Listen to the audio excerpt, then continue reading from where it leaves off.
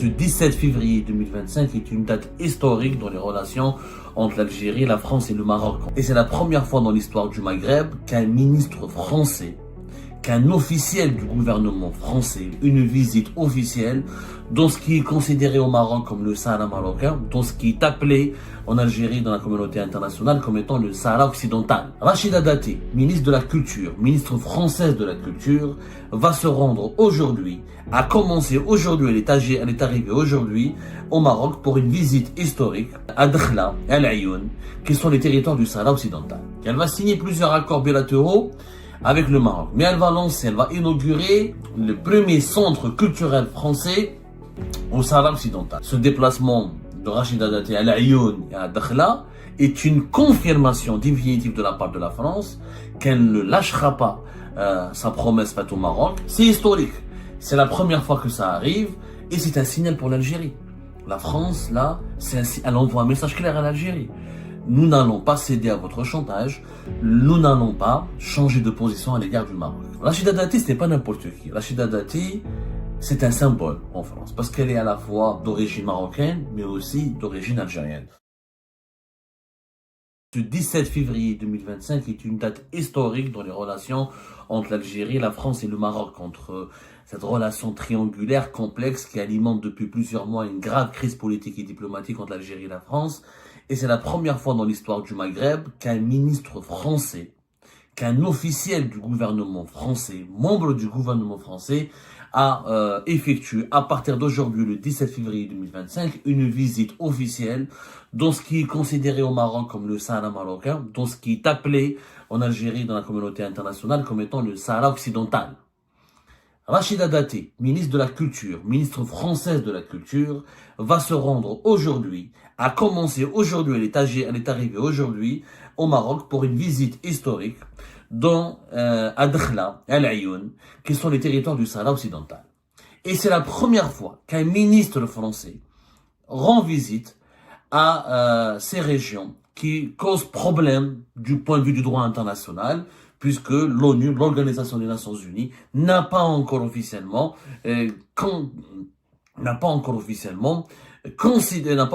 tranché sur le statut légal de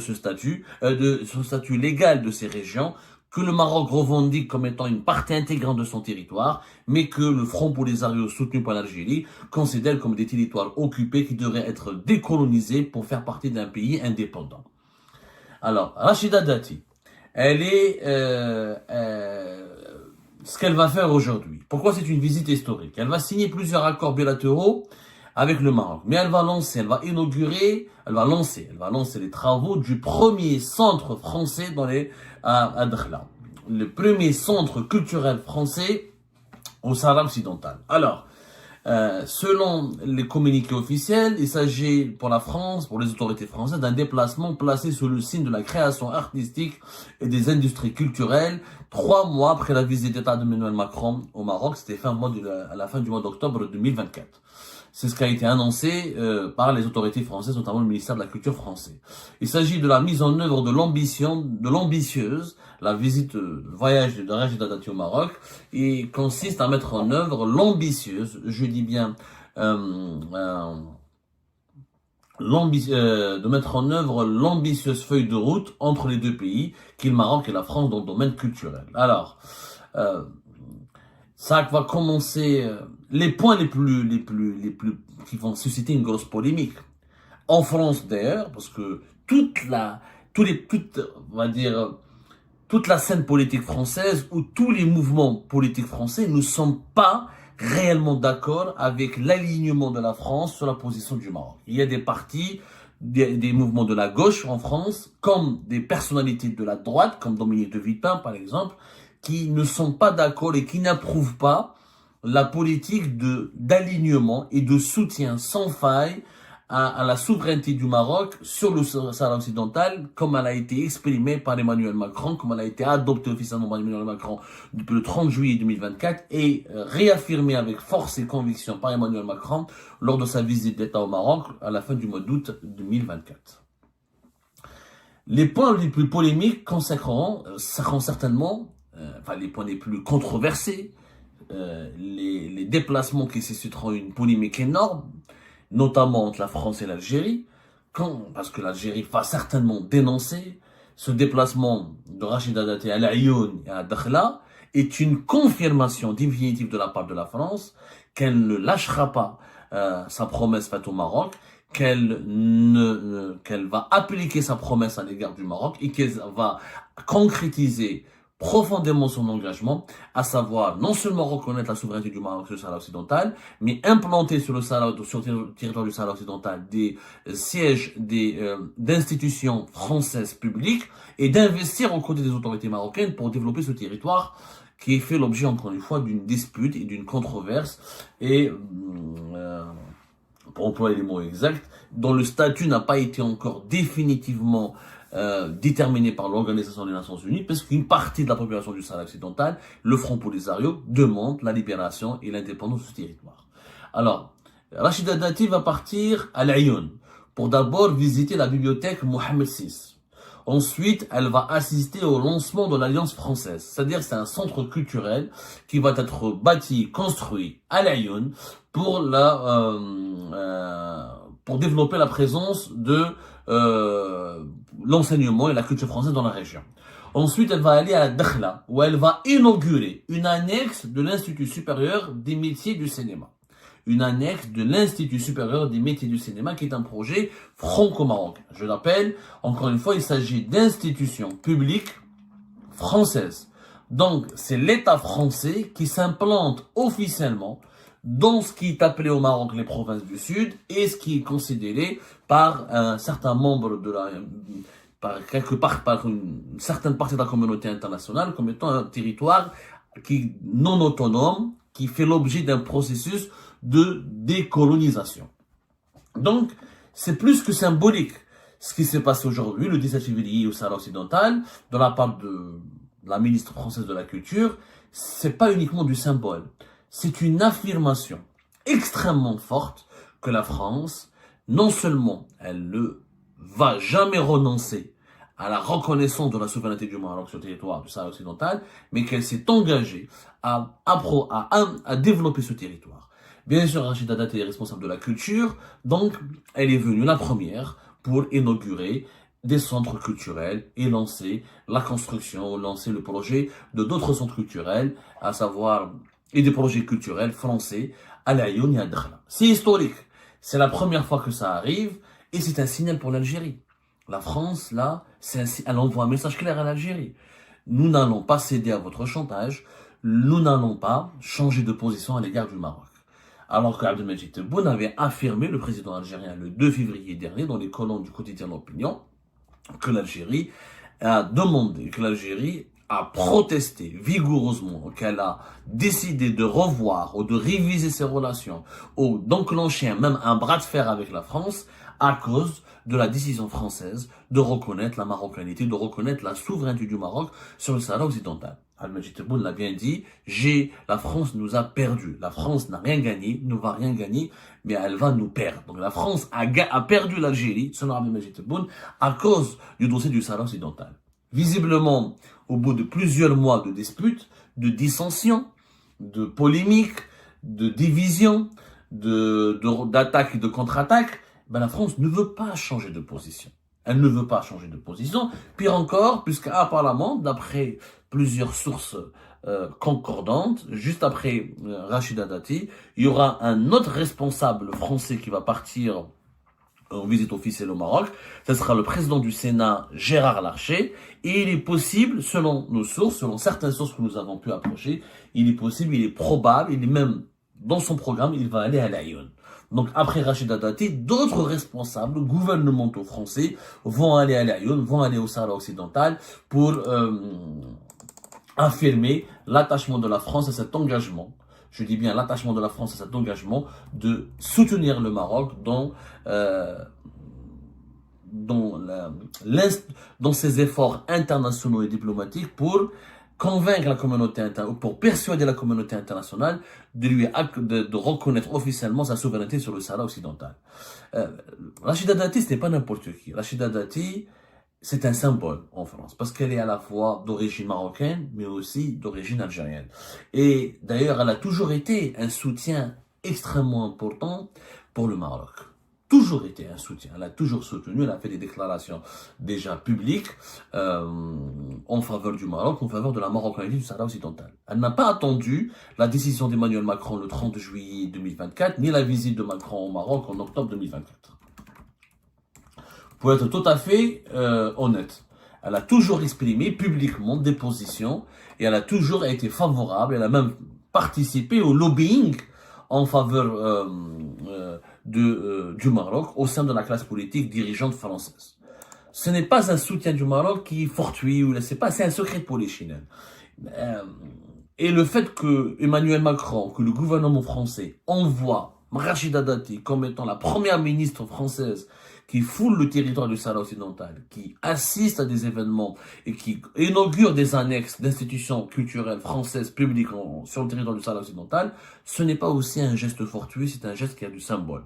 Pourquoi? Rachida Dati, son père est d'origine marocaine et sa mère, elle est d'origine algérienne. Elle incarne franchement ce mélange, cette relation complexe, mais aussi passionnante, passionnée, historique et profonde avec le Maghreb. Elle est algérienne et marocaine à la fois. Malheureusement pour l'Algérie, elle a toujours été beaucoup plus proche du Maroc que de l'Algérie. D'ailleurs, plusieurs sources affirment qu'elle détient aussi la nationalité marocaine. Qu'elle a aussi la nationalité marocaine et elle a toujours été très proche du palais marocain, elle est régulièrement invitée au Maroc, elle vient souvent au Maroc, elle est beaucoup plus proche du Maroc que de l'Algérie. Après, c'est de bonne guerre pour le Maroc l'a récupéré. Est-ce que l'Algérie a fait des efforts pour séduire Rachida Dati, pour l'inviter en Algérie, alors que Rachida Dati était aussi très proche de sa mère. Elle était proche, selon beaucoup d'éléments de sa biographie, elle était beaucoup plus proche de sa mère que de son père. Et pourtant, elle est beaucoup plus proche politiquement de la patrie de son père que de la patrie de sa mère. Là, on se lance des interrogations. Ça, c'est des interrogations c'est des questions que nous devrions nous poser. Qu'est-ce que l'Algérie avait fait? Qu'est-ce que l'Algérie a fait? Pourquoi l'Algérie n'arrive pas à attirer vers elle, à fidéliser, à captiver, à construire une relation de confiance et d'alliance avec les dirigeants politiques d'origine français, d'origine algérienne? Alors que le Maroc le réussit. Rachida Dati, mais il faut voir ses déclarations publiques depuis de nombreuses années.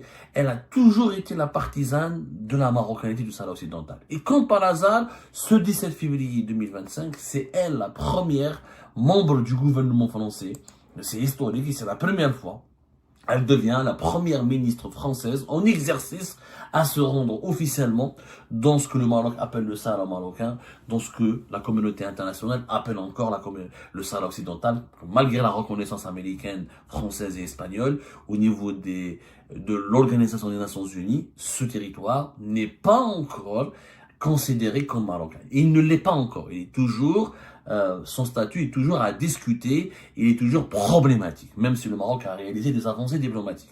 Ce qui permet à l'Algérie de s'accrocher au droit international, de s'accrocher aux décisions de l'ONU, à s'accrocher aux mécanismes de l'ONU. Ceci dit, je précise, l'ONU ne dit pas pour autant que ce territoire doit être indépendant.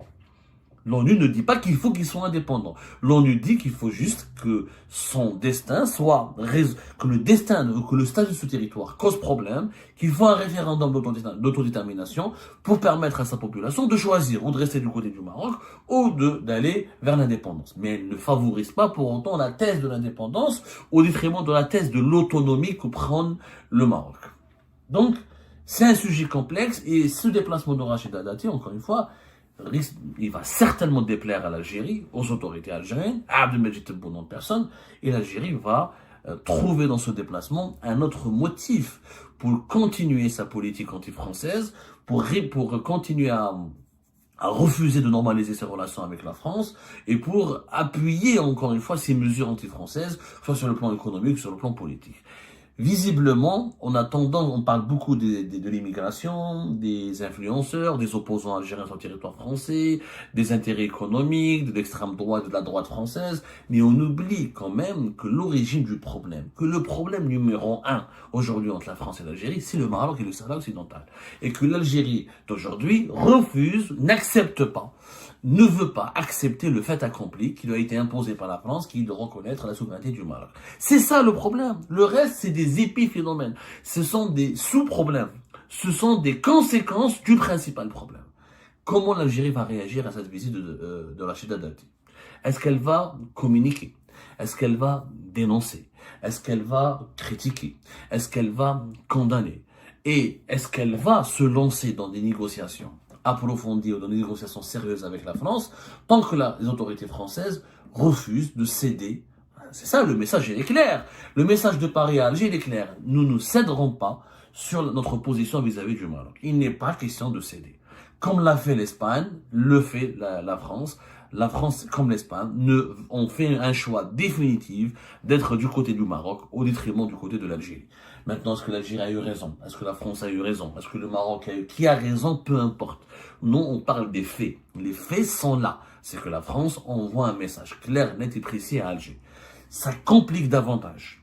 Ça va compliquer davantage les relations entre l'Algérie et la France. C'est inévitable. Peut-être que les autorités françaises, si elles voulaient réellement se réconcilier avec les autorités algériennes, elles auraient pu reporter ce séjour, ou reporter cette visite, ou ne pas l'organiser maintenant.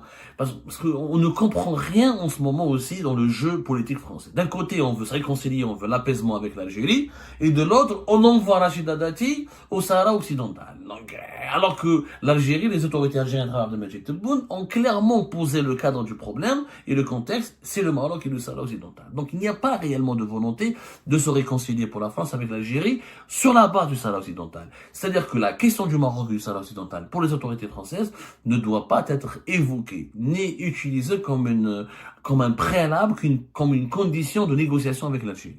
Est-ce que l'Algérie maintenant va faire une concession et accepter que la France soutienne le Maroc sur la question du Sahara occidental et pour continuer à coopérer avec la France sur d'autres dossiers stratégiques? À l'heure actuelle, de comment les événements sont en train d'évoluer, à l'heure actuelle du développement d'actualité entre les deux pays, je vois mal comment les autorités algériennes actuelles vont accepter de faire un compromis sur cette question, parce que l'actuel pouvoir algérien a fait du Sahara occidental et du Maroc une question existentielle. Une question existentielle. Il a tort. Est-ce qu'il a raison? C'est un autre débat. En tout cas, le fait est là. C'est une question existentielle. Et visiblement, la France ne veut pas faire de compromis, ni de concession par rapport à cette question existentielle pour l'Algérie. Pour le Maroc aussi, c'est une question existentielle d'obtenir de la part de ses partenaires la reconnaissance de sa souveraineté sur le Sahara occidental. Ça va devenir un dossier extrêmement compliqué, de plus en plus brûlant, où il va être très compliqué d'être objectif face à ce problème. Mais je pense qu'entre l'Algérie et la France, la réconciliation ne sera pas pour demain. Si encore une fois, si on détermine la normalisation et l'apaisement des relations entre l'Algérie et la France à travers le dossier du Sahara occidental, à travers la question du Maroc et du Sahara occidental, je pense que cette réconciliation ne sera pas pour demain. Et ben c'est la fin de cette vidéo les amis, je vous remercie comme d'habitude pour avoir suivi jusqu'à la fin.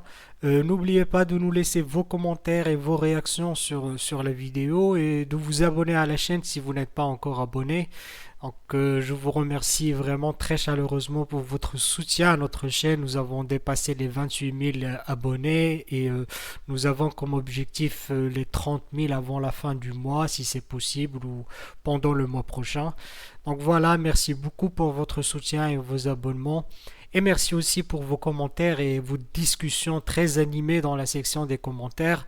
Donc, vous n'oubliez jamais de décortiquer bien un sujet sur tous les points qui ont été abordés dans la vidéo et ça fait vraiment plaisir quand moi-même je ne fais pas de commentaires, je m'appuie sur vous pour que vous puissiez bien expliquer les choses et en faire des discussions civilisées et dans tout le respect possible.